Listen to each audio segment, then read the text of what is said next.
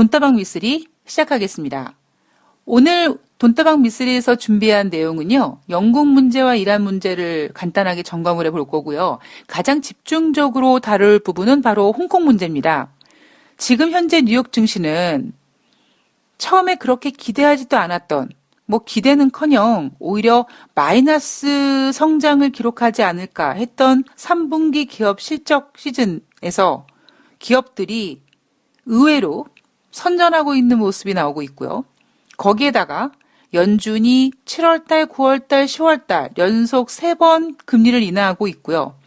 그리고 트럼프 대통령님, 미국과 중국의 무역 협상이 대통령님의 재선에 빨간불이 들어오게 할 수 있습니다. 라는 스티븐 무어의 조언으로 트럼프 대통령이 그래? 그러면 안 되지. 그리고 중국과의 무역 관계를 갑자기 선회하는 바람에 그 어느 때보다도 미국과 중국의 1단계 무역 협상 합의 기대감이 커지고 있다 보니 증시는 사상 최고치를 경신하고 있습니다. 자, 형님이 그렇게 상승하고 있으니까 대한민국 증시는 실적은 안 좋지만 경제 상황도 그닥이지만 그래도 미국과 중국의 무역 협상이라는 큰 어떤 기대감을 안고 우리나라 증시도 2100포인트를 안착했고요. 그리고 연말까지 2200포인트까지 갈 수 있다라는 증권사들의 전망이 쏟아져 나오고 있습니다. 늘 그렇죠. 물론 미국과 중국의 무역 협상이 잘 진행이 된다면 더 이상 바랄 게 뭐가 있겠습니까? 물론 2단계, 3단계 또 가야 될 길은 멀지만 그래도 가장 중요한 거는 어쨌든 미국이나 중국이나 쟤네들이 그동안 서로 격화시켰던 이런 문제들을 더 이상 격화시킬 생각이 없구나라는 그 한 면만 보더라도 우리는 안도할 수가 있습니다. 자, 그렇다면 미국과 중국이 1단계 무역 합의를 한다. 그리고 2단계, 3단계를 또 진행한다. 그럼 우리는 앞으로 더 이상 걱정 없이 야, 이젠 진짜 악재가 없네 라고 할 수 있을까요? 주식시장은 언제든지 새로운 재료를 기다립니다. 그 재료가 좋은 재료이든 우울한 재료이든 새로운 이슈를 탐닉하고 싶어하는 증시는 미국과 중국의 무역 합의가 어떻게 진행이 되든 간에 새로운 이슈거리를 찾아 헤맬 거고요. 미쓰리는 혹여 그 문제가 홍콩 시위라면 어떻게 될까라는 것에 대해서 지금 초점을 좀 맞추고 있습니다. 어떤 청취자님께서 그런 얘기 하시더라고요. 미쓰리님, 칠레 건으로 너무 우려먹네요. 그죠? 저도 사실 부인은 하지 않겠습니다. 근데 생각해보면요. 그런 게 있는 거예요.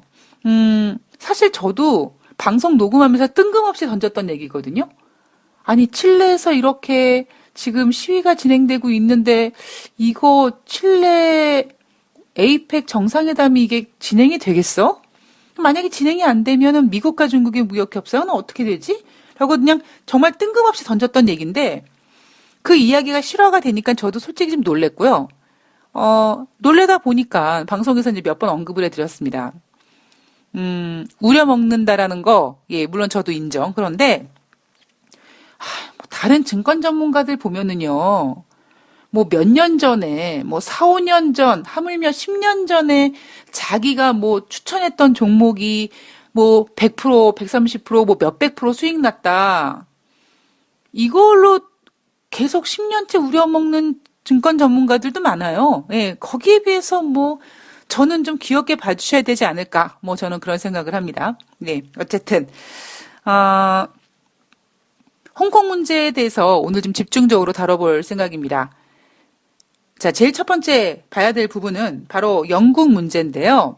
돈다방 미쓰리가 이제 뉴욕 주식시장을 좀 제끼고 어떤 경제와 연관될 수 있는 부분의 이슈를 좀 집중적으로 깊이 있게, 사실 얼마큼 깊이 있겠습니까마는 어쨌든 나름대로 제가 열심히 고민을 해보고 이슈를 좀 다뤄드리려고 약간 그 방송의 포맷을 좀 바꿔봤는데요. 그럼에도 불구하고 아직까지 전개되는 그 무엇들, 그러니까 끝날 때까지 끝난 게 아닌 그 이슈들은 계속 조금씩 챙겨봐야 된다라고 생각을 합니다.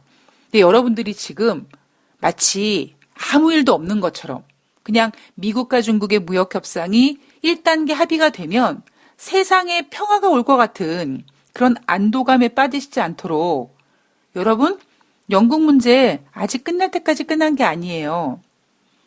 그리고 아르헨티나, 우루과이, 이라크, 칠레 여기저기서 막 시끌시끌하고요. 예, 이런 얘기들은 어찌 보면 제가 여러분들을 겁주기 위함이 아니라 최소한 그런 리스트들은 하나씩 가지고 계셔야지만 늘 말씀드리지만 뒤통수 안 맞지 않겠습니까? 예. 제가 이번에 돈다방 미스리 포맷을 바꾸면서 가장 많이 고민했던 부분이 뭐냐면 나도 이제 돈 벌어주는 방송을 할까? 예. 이런 거죠.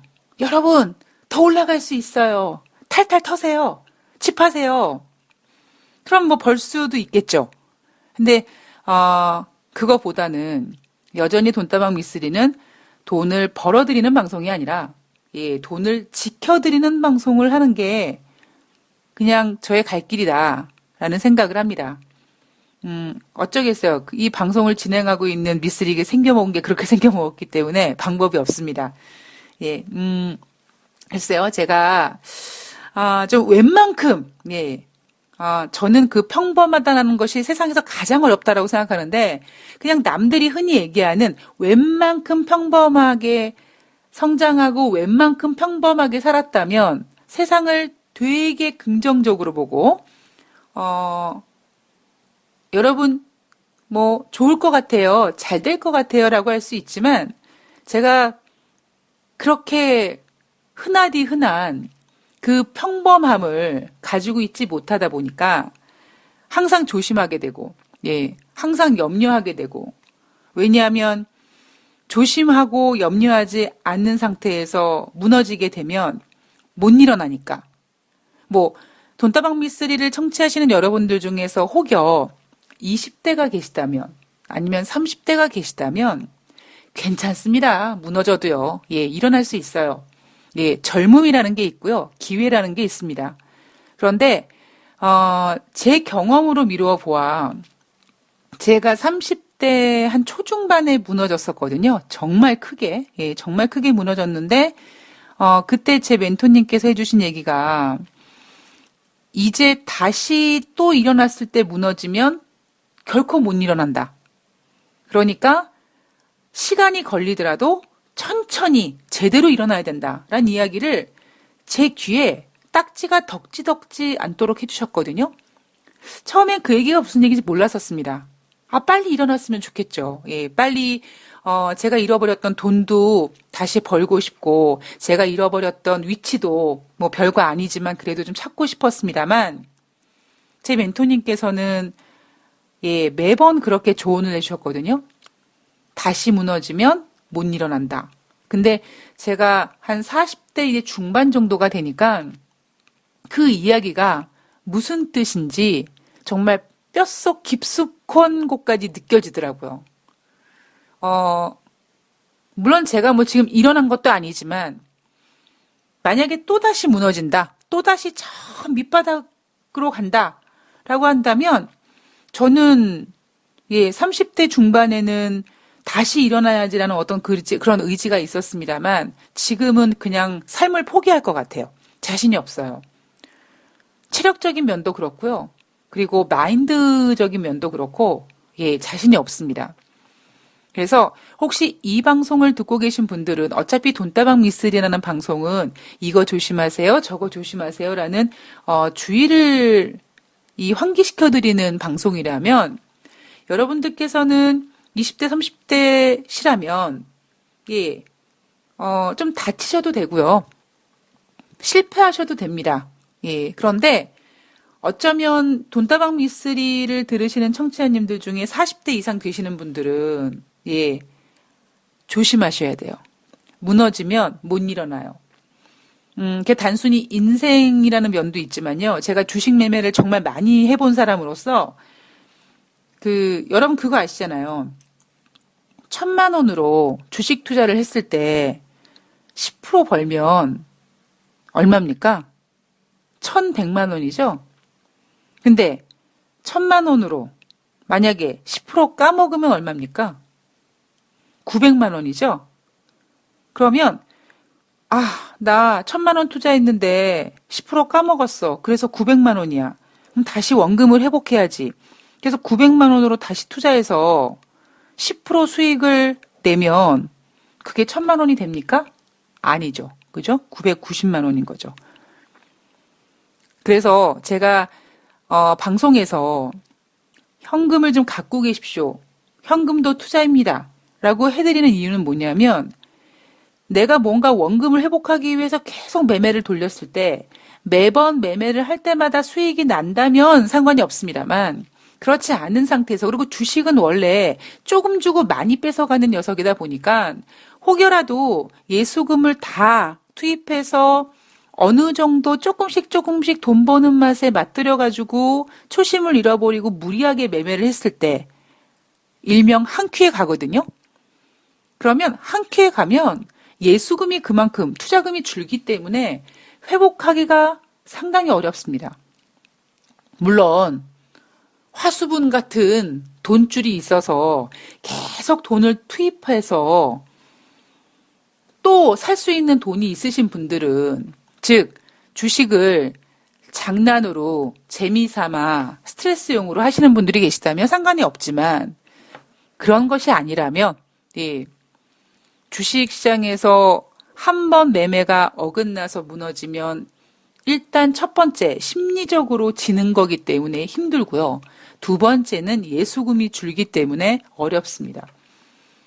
그래서 어찌 보면 전 그렇게 생각을 해요. 20대, 30대 되시는 분들이 물론 초반부터 아주 꼼꼼하게 매매 원칙을 아주 조심스럽게 만들어가는 것도 중요하지만 한편으로는 또 과감하게 매매도 하고 그래서 어떤 그런 경험을 통해서 잃어도 보고 얻어도 보고 뭐 경험보다 더 중요한 건 없다고 생각하니까요.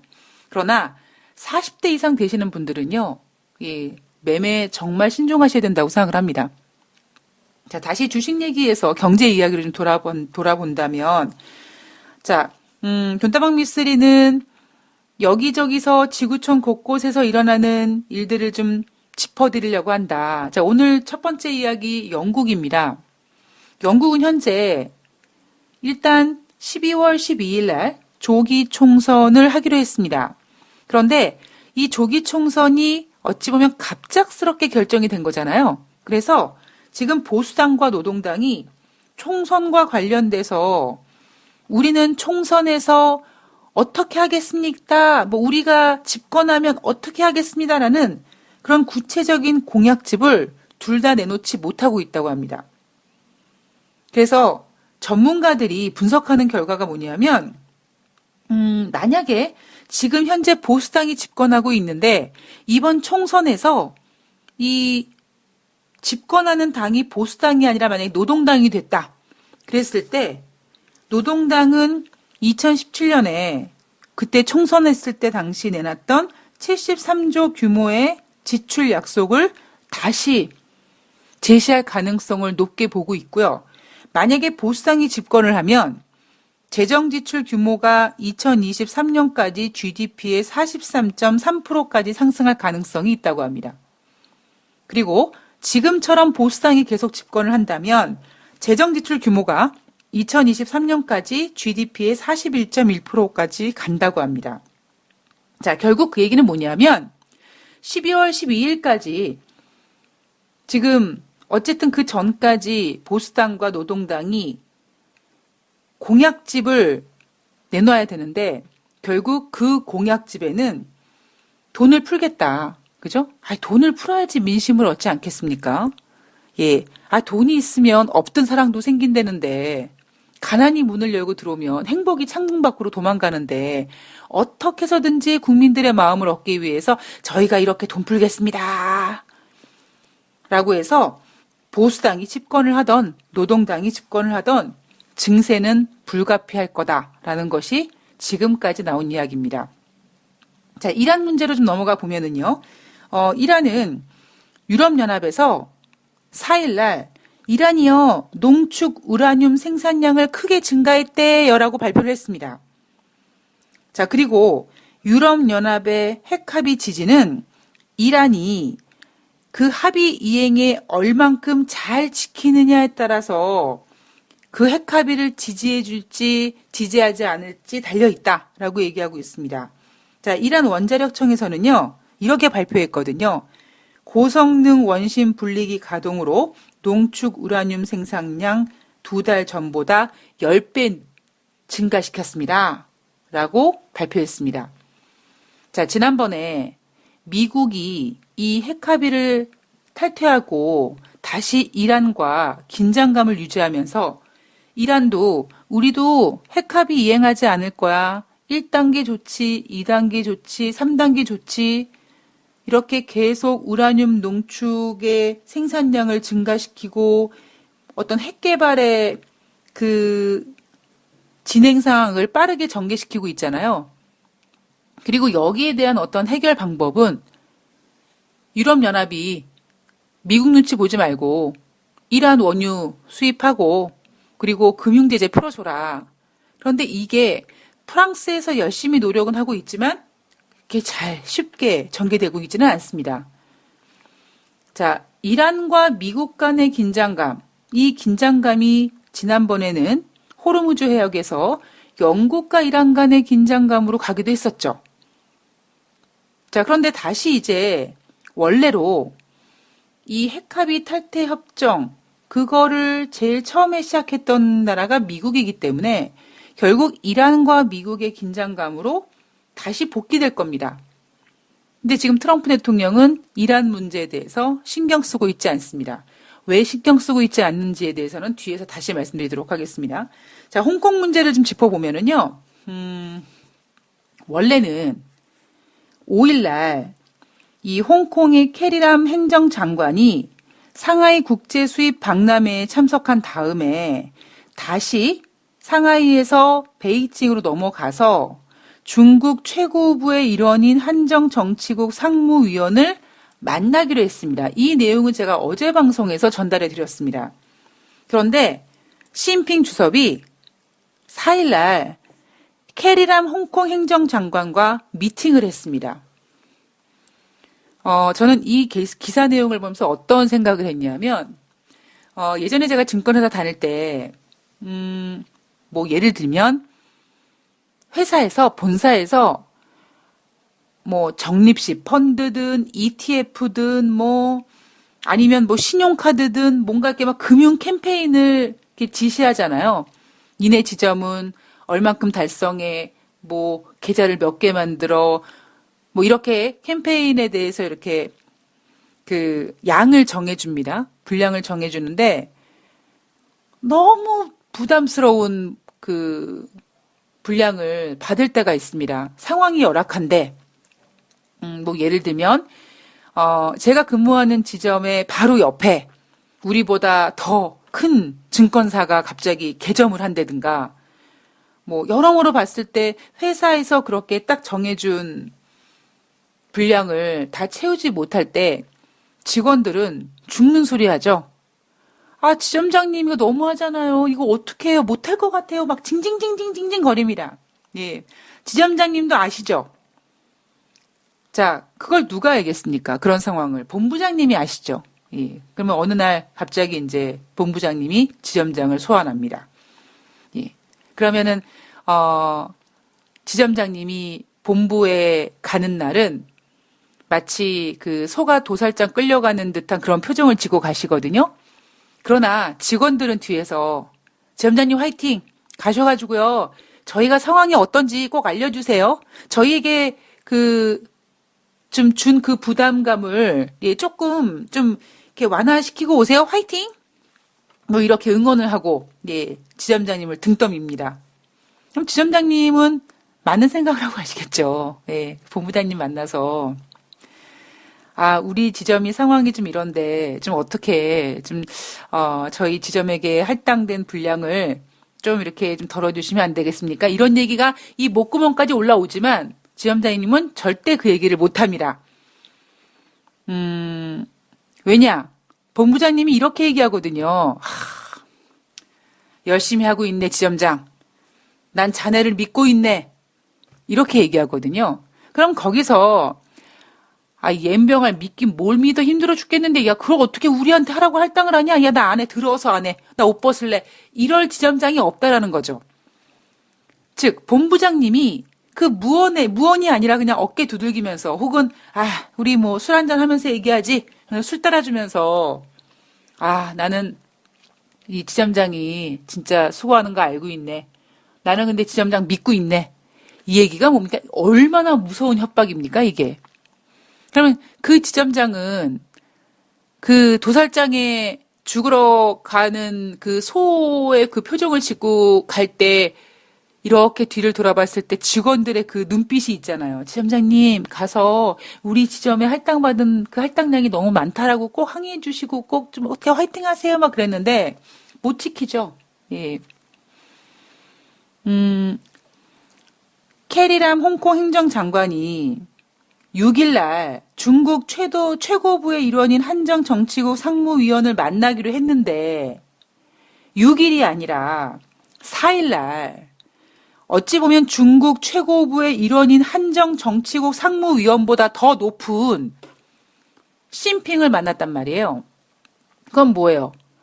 지점장이 본부장을 만나기 위한 일정이 잡았는데 사장이 온 거예요, 사장이. 자, 캐리람 홍콩 행정장관은 속마음이 어떨까요? 이 시진핑 주석이요, 캐리람 홍콩 행정장관에게 한 얘기가 제가 잠시 전에 본부장이 혹은 사장이 한 얘기와 똑같은 얘기를 합니다. 중국 중앙정부가 캐리람 장관에 대해서 높은 신뢰를 가지고 있다. 나는 지점장을 믿고 있네. 이거잖아요, 지금. 자, 폭력과 혼란을 제압하고 질서를 회복하는 것은 홍콩의 당면한 최우선 임무다. 홍콩 정부가 정세 안정과 사회 분위기 개선을 위해 큰 고생을 하고 있다. 나 지점장 고생하는 거 알고 있네. 애쓰는 거 알고 있네. 잘할 거라고 믿네. 난 지점장밖에 모르네. 뭐 이런 거 있잖아요. 이거 하고 있는 거거든요. 자, 법에 따라 민중의 복지를 수호하는 것이니까 절대 흔들림 없이 견지해야 된다라고 얘기했습니다. 엄청나게 무서운 얘기입니다, 이거. 저는 제가 되게 세상을 똥꼬발랄하게 이렇게 살고 있었을 때는요, 상대방이 웃으면서 하는 얘기를 진짜 그대로 믿었었거든요. 그런데 어느 순간부터 상대방이 웃으면서 하는 얘기는 진짜 웃으면서 하는 얘기가 아닐 수 있다는 거를 저는 알게 됐습니다. 분명히 시진핑 주석은 미소를 지으며 이 캐리람 홍콩 행정장관에게 나는 당신을 신뢰하고 있다. 노력하고 있는 거 안다. 이렇게 얘기했을 겁니다. 그런데 그거는 웃는 게 아니죠. 그 웃음 뒤에 감춰진 정말 무서운 협박인 거죠. 자, 왜 그렇게 되느냐. 19기 사중 전회 때 헌법과 기본법에 따라서 특정 행정구의 전면전 통제권 행사 제도가 강화되게 약속했습니다. 그죠? 특정 행정구가 어디입니까? 홍콩이에요. 자, 지난 2일 날 홍콩 시위가 진행이 됐는데요. 홍콩 경찰들이 병력을 투입해서 11월 2일 하루 동안 200명 넘는 시위대를 체포했다고 하고요. 그리고 지금 분위기가 어느 정도로 중국이 홍콩을 압박하고 있냐면 중국 공산당 기관지 인민일보가 홍콩 국무원에 대한 숙청을 주문했다고 합니다. 얼마나 무서운 얘기입니까? 홍콩 공무원에 대한 숙청을 주문했대요. 그리고 작년 8월 달엔 어떤 일이 있었냐면 홍콩의 항공사 캐세이 퍼시픽 직원들이 송환법 반대 시위 총파업에 참여를 했는데 중국이 계속 압력을 해서 캐세이 퍼시픽 임직원의 물갈이가 단행됐다고 합니다.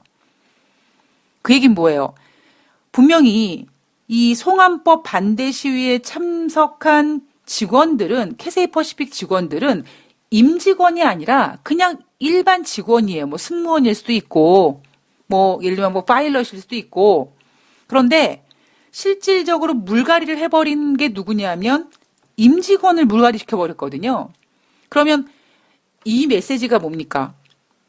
임직원들이 지금 홍콩의 어떤 기업이나 이런 관공서 이런 공무원 임직원들이 내가 내 직원들을 커버하지 않으면 내가 모가지가 달랑달랑 할 수 있을 거라는 위협을 받고 있다 보니까 어쩔 수 없이 압박하게 되고 하지 못하게 되고 막을 수밖에 없다라는 거죠. 자, 예를 들면 이런 겁니다. 홍콩의 대표적인 친중 언론인 동방일보가 긴급법 확대 적용을 촉구하고 있다고 합니다. 이 긴급법이 뭐냐면 1922년에 공중의 안전이 위협받을 때 입법 의회 없이 광범위한 분야에서 공중의 이익에 부합하는 법령을 시행하는 조건인데 며칠 전에 그 마스크 착용, 즉 복면 금지법이 긴급법에 해당하는 거라고 합니다. 결국 얘기는 뭐냐면 지금 홍콩의 시위대는 어찌 보면 일반 홍콩 시민이 아니라 이제는 폭군, 폭력을 행사하는 위협 그 조직으로 이미 정해져 있는 거고 그 시위가 계속되면 계속될수록 홍콩 사람들, 즉 공중의 이익에 위협을 받을 수 있다. 자, 그렇게 지금 정의를 내려버리고 긴급법을 확대할 수 있다는 거죠. 이 긴급법에는 지난번 복면금지법이라는 것도 있지만 예를 들면 계엄령을 실시한다든가 아니면 지금 시위하고 있는 사람들의 자산을 동결시켜버린다든가 출금을 못하게 해요, 은행에. 돈줄을 죄버리겠다라는 거죠. 혹은 폭력을 조장하는 인터넷이라든가 언론 매체를 아예 폐쇄시켜버리는 이런 긴급법이 진행될 수 있을 가능성이 있다는 겁니다. 자, 그리고 홍콩 내에서는요, 지금 어떤 이야기가 돌고 있냐면 피의자를 구금하는 시간이 현행 48시간인데 96시간으로 더 늘릴 것이다 라는 소문이 돌고 있다고 합니다. 이게 왜 무서운 것이냐? 중국이라는 나라는 사회주의 국가거든요. 저는 그런 생각을 합니다. 2008년도에 미국발 금융위기가 발생이 됐는데 우리는 그때 중국도 금융위기가 발생이 될 것이다라고 했지만 지금 11년이 지나가는 동안에 중국발 금융위기는 발생되고 있지 않아요. 왜 중국발 금융위기가 발생되고 있지 않겠습니까? 중국이 사회주의 국가다 보니까 가능하다고 전 생각을 하거든요. 자, 그렇다면 결국 홍콩은 홍콩대로 지금 시위를 진행하고 있고 이 시위가 잦아들지 않습니다. 맨 처음에 홍콩의 시위가 시작된 이유가 뭡니까? 이 송환법 문제인 거잖아요. 이거 근데 캐리람이 폐지시켰단 말이에요. 안 하기로 했단 말이에요. 그런데 이 시위대를 지금 잡지 못하고 있습니다. 그리고 시위대가 뭐합니까? 예, 미국 국기를 흔들고 있습니다. 미국의 개입을 원하고 있죠. 그리고 얼마 전만 하더라도 트럼프 대통령은 이 홍콩 문제에 대해서 굉장히 예민하게 반응을 했습니다. 그런데 지금은 트럼프 대통령이 여기에 대해서 생각하고 있지 않아요. 물론 생각은 하겠죠. 그러나 간섭하지 않습니다. 왜 간섭하지 않을까요? 가장 중요한 게 세상에서 누가 제일 불쌍해요? 본인이 제일 불쌍하거든요. 지금 트럼프 대통령은 민주당에서 탄핵이 진행하고 있고 미국과 중국의 무역 협상이 트럼프 대통령 재선에 위협이 되지 않을 거라고 믿고 막 칼날을 흔들었는데 스티븐 무어가 대통령님, 미국과 중국의 무역 협상이 대통령의 재선에 큰 위협이 될 수 있습니다. 이렇게 조언을 딱 하는 바람에 트럼프 대통령이 뒷목 잡았다면서요. 그래서 야, 나바로 어디 있어? 나바로 데리고 와. 걔가 상관없다 그랬거든. 그리고 정신을 번쩍 차린 다음에 지금 중국과 무역 합의를 진행하려고 합니다. 쉽게 빨리 진행하고 싶지만 또 그러기에는 미국 내에서 공화당 눈치도 봐야 되고 민주당 눈치도 봐야 돼요. 그래서 트럼프 대통령이 굴린 짱구가 뭐냐면 1단계, 2단계, 3단계로 나눕니다. 그러면서 주식시장을 사상 최고치로 올려놓습니다. 자, 우크라이나 스캔들 내부 제보자 비난했죠. 야, 당당히 의회 공개 증언해라. 숨어서 거짓말처럼 그렇게 가짜 이야기 나불거리지 말고 당당하게 얼굴 내놓고 의회 나와서 공개 증언해. 너 네가 공개 증언 안 하는 이유는 네가 뭔가 찔리는 게 있지? 너 가짜라서 그렇지? 이런 식으로 지금 자신의 탄핵에 대해서 반박을 하고 있습니다. 그러면서 뭐라고 합니까? 증시의 사상 최고치 기록과 모든 가짜 뉴스는 탄핵이 사기라는 것을 말하고 싶어 한답니다. 솔직한 얘기로 냉정하게 주식시장이 사상 최고치를 기록하는 거랑 그 우크라이나 탄핵에 관련된 뭐 증언들의 발언이라든가 민주당이 추진하고 있는 그런 것들이 가짜라는 거랑 뭔 상관이 있습니까? 그러나 트럼프 대통령은 주식시장과 자기를 동일시하고 그리고 그럴 수밖에 없는 게 트럼프 대통령은 돈을 알고 있는 경제 대통령이다 보니까 국민들에게 주식시장 사상 최고치, 경제 좋고 앞으로 더 좋아질 거고 이렇게 국민들 배부르고 등 따뜻하게 해주면은 나를 또 뽑아줄 거라는 거를 너무나 확신하고 있다 보니까 지금 홍콩 문제는 매우 예민한 문제, 중국과 매우 예민한 문제가 될 수 있음에도 불구하고 외면하고 있습니다. 그리고 뭐예요? 합의하려고 하고 있죠. 자, 저는 이런 생각이 좀 들더라고요. 이날, 그러니까 11월 4일 월요일 뉴욕 주식시장에서요. 미국과 중국의 무역 협상에 대해서 얘기 나온 건 아무것도 없습니다. 그냥 오로지 기대감이에요.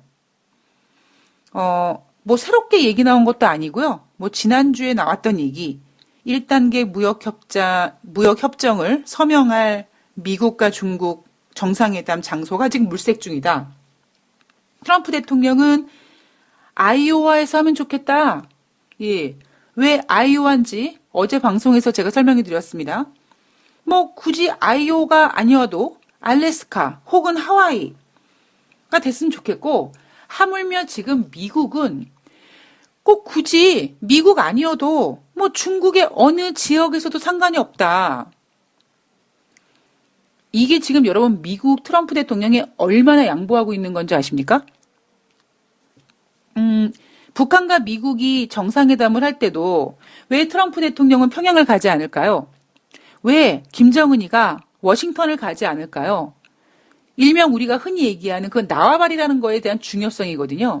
그래서 북미 정상회담도 제3국에서 진행을 했던 것처럼 그리고 미국과 중국의 무역 협상도 작년 11월 달 아르헨티나에서 진행됐던 G20 정상회담 그리고 지난 6월 달에 했던 G20 정상회담 오사카 이렇게 제3국에서 두 정상이 만나서 협상을 하던 합의를 하던 그 나와바리의 중요성이라는 거죠.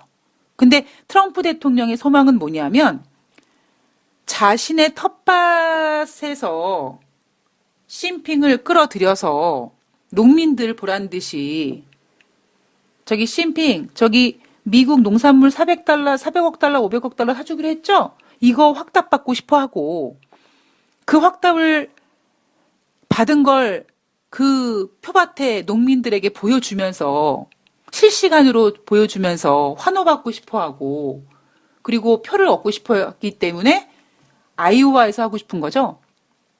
자, 아이오와가 아니라면 알래스카도 괜찮고 하와이도 괜찮다. 근데 제가 만약에 시진핑이라면 그렇게 미국을 가고 싶어 하진 않을 겁니다. 그래서 지금 나온 얘기가 뭐냐면 시진핑 주석이 브라질을 방문하니까 브라질에서 하자. 또 근데 그건 뭐냐면 시진핑 주석이 브라질에 어떠한 업무적인 일정이 있는데 그 시진핑 주석의 스케줄에 따라서 트럼프 대통령이 움직여주는 거거든요. 이게 별거 아닌데요.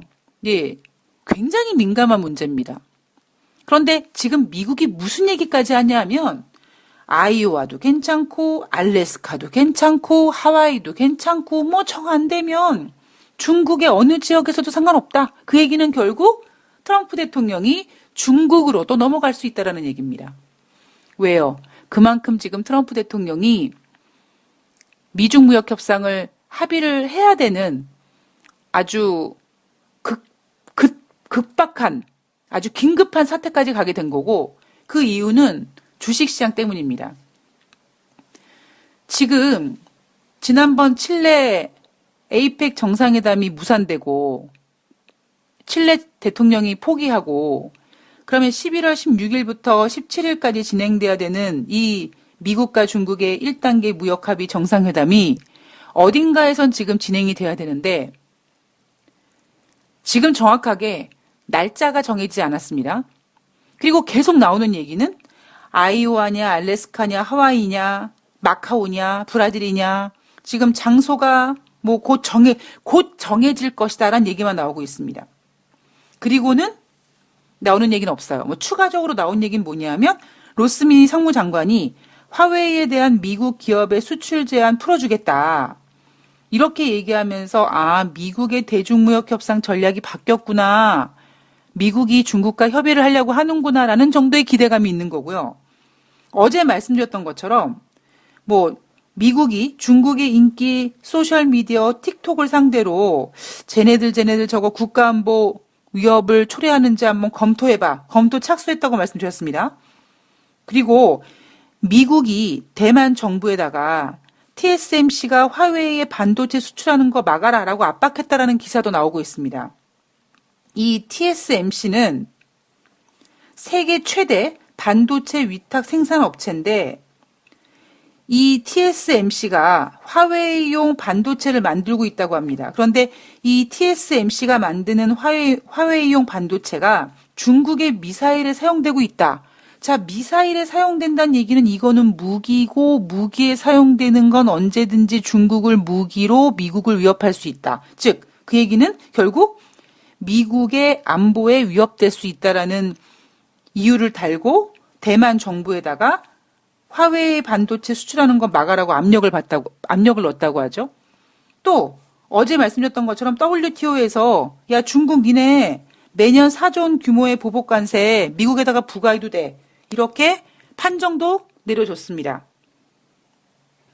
자, 이렇게 지금 증시든 경제든 미국과 중국이 합의를 볼 거래요. 이제 곧 볼 거래요. 곧 장소가 개봉될 거래요. 어디서 할지 될 거래요. 아이오와가 될지도 모르고요. 꼭 굳이 아이오와가 아니도 알래스카, 하와이, 뭐 중국 어느 지역도 괜찮대요. 그리고 그 합의는 그 중국이든 미국이든 그 어디선가 진행될 그 합의는 중국이 미국산 농산물 400억 달러에서 500억 달러 사주기로 하는 거. 그리고 중국의 금융시장 개방. 또한 12월 15일부터 추가 관세 이거 유예해 주는 거. 아마 이러한 얘기가 아이오와, 알래스카, 하와이, 마카오, 브라질 혹은 그 어떤 중국 지역에서 트럼프와 시진핑이 만나면 요런 얘기 할 거예요. 라는 기대감만 지금 있는 거거든요. 그래서 뉴욕 증시가 사상 최고치를 기록하고 있는 겁니다. 우리가 그런 얘기 있잖아요.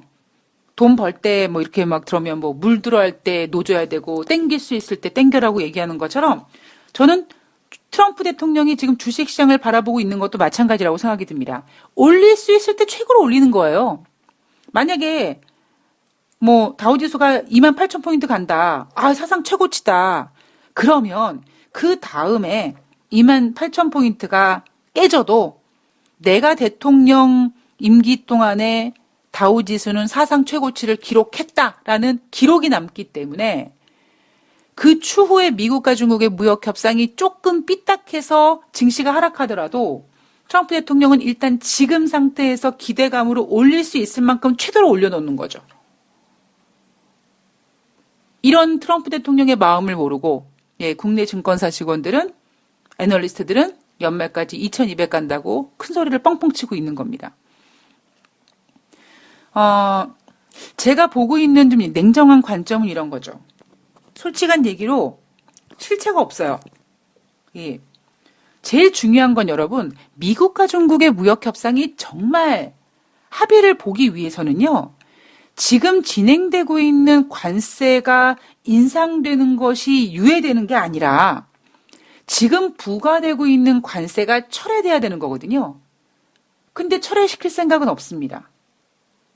그저 유예되는 것만으로도 우리는 땡큐하고 있는 거고, 두 정상이 얼굴을 안 마주치고 연락도 안 하고 이런 게 아니라 그냥 전화 통화하는 것만으로도, 만나기로 어디선가 만날 거라는 거를 기대하는 것만으로도 우리는 지금 흥분하고 있는 겁니다. 저는 미국과 중국의 무역 협상을 가만히 생각하면서, 물론 두 나라가 11월 16일부터 17일까지 예정되어 있었던 칠레 이펙 정상회담에서의 합의는 불가됐지만, 바로 그 다음에 트럼프 대통령이 할 거야 라고 계속 얘기하는 이유.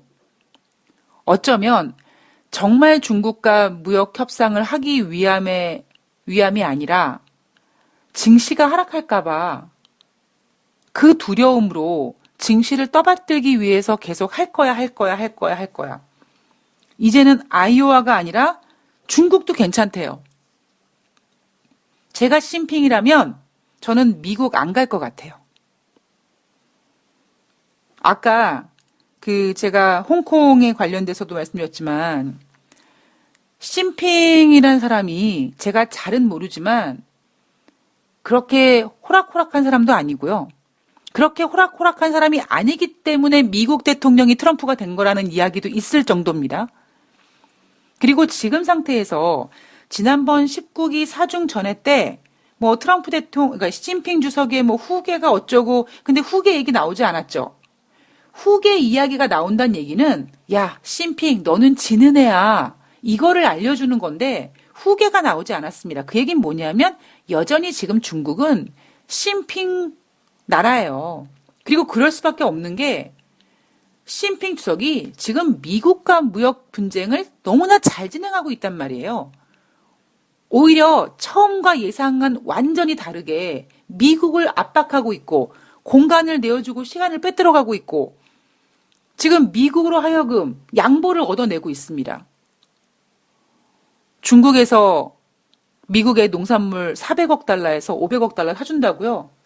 글쎄요, 사주겠죠. 근데 전제 조건이 있죠. 수요에 맞춰서. 어떤 WTO 이런 데서 규정하고 있는 그 가격에 맞는 조건에 합당하다면 이라는 전제 조건을 달고 있습니다. 중국은요, 절대 양보하지 않아요. 그게 전쟁의 법칙에서 공격하는 사람보다 방어하는 사람이 이길 확률이 더 높다라는 그런 얘기가 있습니다. 왜냐하면 공격하는 사람은 한꺼번에 모든 것을 다 총력전을 하지만, 방어하는 사람의 입장은 처음엔 휘청하지만 시간이 지나갈수록 그 공격하는 상대의 어딘가에 약점이 보이기 때문에 그 약점을 이용한다라는 거죠.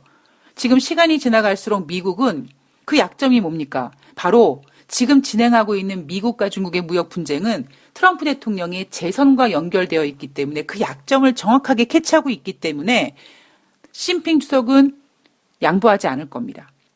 그러니까 보세요. 지금 중국도 합의를 원한다고 얘기는 하고 있지만, 아이오와 알래스카, 하와이 아니야, 중국 어느 지역도 괜찮고 합의 볼 거야 라고 계속 얘기 나오는 게 바로 미국이고요. 또 계속 그렇게 얘기 나오면 너무 민망하긴 하니까 로스 상무장관이 합의가 안 되면은 12월 15일부터 관세 때릴 거야 이렇게 얘기도 하지만, 지금 몸단 나라가 누굽니까? 미국입니다. 그래서 지금 트럼프 대통령은 홍콩 문제에 대해서 신경 쓰지 못하고 있는 거죠.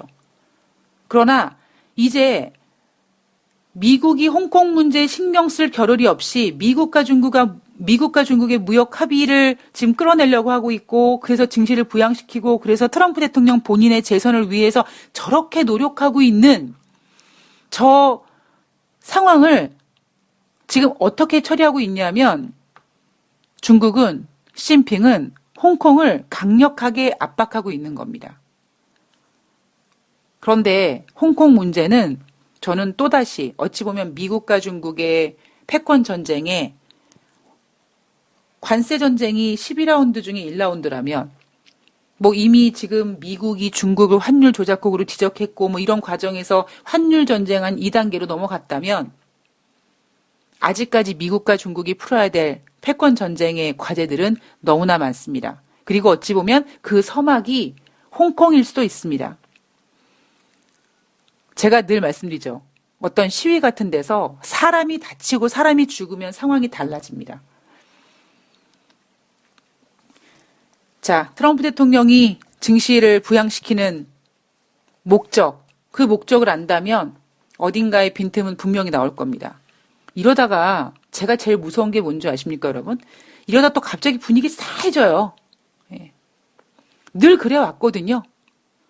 뭐 하다못해 남북경협주도 뭐 북미 정상회담 뭐 그래서 남북경협주 막 올라가다가도 또 한순간에 분위기 싸해져가지고 막 결렬되고요. 사람이 하는 짓이기 때문에 그렇습니다. 아침 저녁으로 부른 바람보다 더 쉽게 바뀌는 이유? 바로 바뀌는 게 사람의 마음이고 그 사람의 마음이 지금 주식시장에 너무나 많은 정치적인 색깔을 담기 때문에 증시가 올라가도 걱정인 거죠. 그리고 오늘의 주제. 자, 캐리람 홍콩 행정장관이 중국 본토로 소환되어 갔습니다. 6일 날 중국 최고부 일원인 한정 정치국 상무위원을 만나기로 일정을 잡고 5일 날 상하이 국제 수입 박람회 방문을 위해서 중국을 갔던 그 캐리람이 중국 최고부 일원보다 더 높은 지금 어찌 보면 중국의 황제인 시진핑 주석을 만났어요. 시진핑 주석이 어깨를 두들기면서 얘기합니다. 나는 당신을 신뢰하고 있네. 잘해. 알았지? 너 고생하는 거 알아. 자, 본부장이, 사장이, 지점장이 어깨를 그렇게 두들기고 격려해주고 합니다. 그 지점장이 지점으로 돌아옵니다. 어떻게 될까요? 예. 자, 오늘 돈다방 미스가 준비한 내용은 여기까지입니다. 저는 11월 6일 또 앞으로의 정계 진행되는 상황이 어떻게 될지 좀 꼼꼼히 챙겨서 가지고 나오도록 하겠습니다. 자, 오늘 활기찬 하루 되시고요. 환절기 건강관리 조심하시고요. 그리고 늘 돈다방 미스리 청취해주시고 사랑해주셔서 고맙습니다.